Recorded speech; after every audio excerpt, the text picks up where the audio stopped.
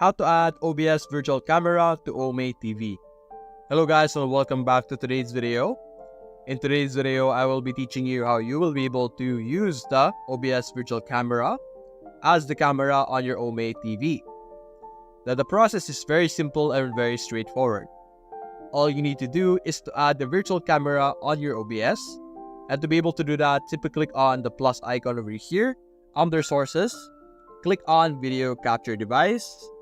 Click on OK. And in this section, this is where you will be able to check out the device of the camera that is currently being used by your device. Simply select OBS virtual camera. Click on OK. And now we have the virtual camera activated over here.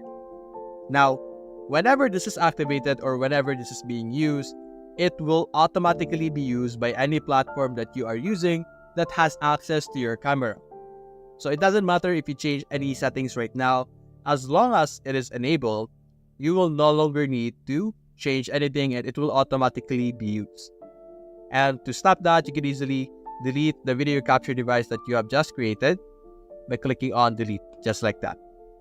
So that's basically it guys. If you enjoyed this video, leave a like and subscribe. Thanks for watching.